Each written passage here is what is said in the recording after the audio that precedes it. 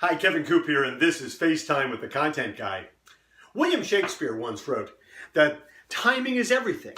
There is a tide in the affairs of men which, when taken at the flood, leads on to fortune. Not surprisingly, many, many years later, Yogi Berra kind of said the same thing. He said you don't have to swing hard to hit a home run.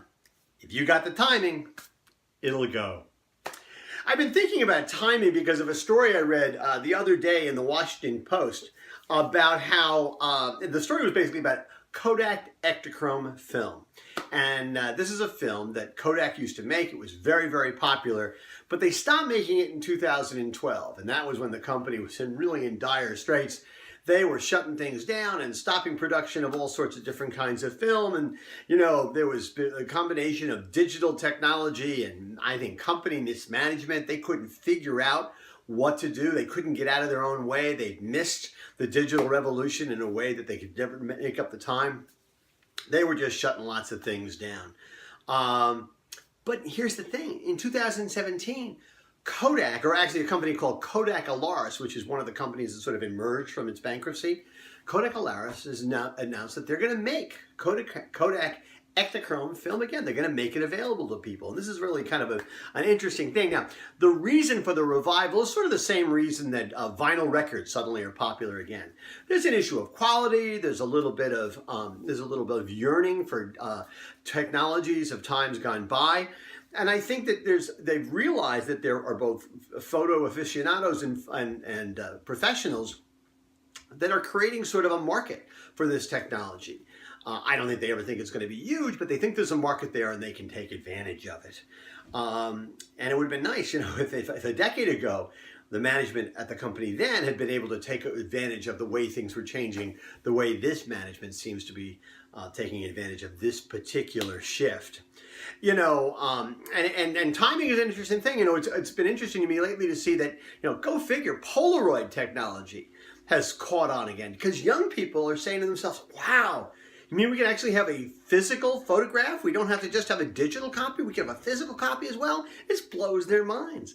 Next thing you know, they're going to be subscribing to newspapers. The world is changing.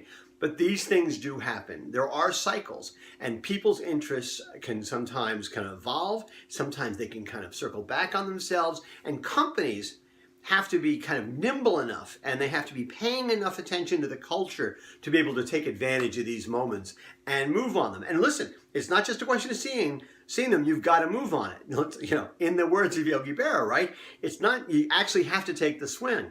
It doesn't matter if your timing is good. If you don't actually take the swing, it's never going to matter.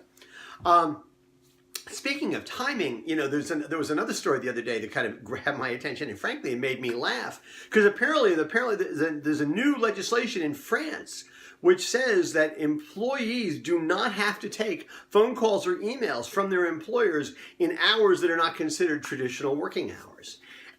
And this strikes me as kind of crazy in a lot of ways. I mean, first of all, it's the kind of thing that never should be legislated. I mean, what if this employee wants to take the email? What if the employer wants to offer them hours? They're kind of creating barriers to people and companies being successful. But more importantly, you know, we live in an age where it's harder in a global environment to be successful. And I just don't understand why any country would want to create this kind of barrier. I mean, you know, it is, of course, a country where, you know, God, going beyond the 35-hour work week is like a major scandal. And it's a country where they have kind of created legislation to take away some of Amazon's advantages, because it's certainly a lot easier to take away Amazon's advantages than to allow an environment to kind of grow in which other retailers have to be successful.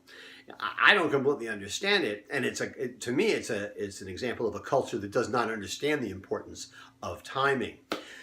C'est la vie. Timing is everything. Anyway, that's what's on my mind this Thursday morning, and as always, I want to hear what's on your mind.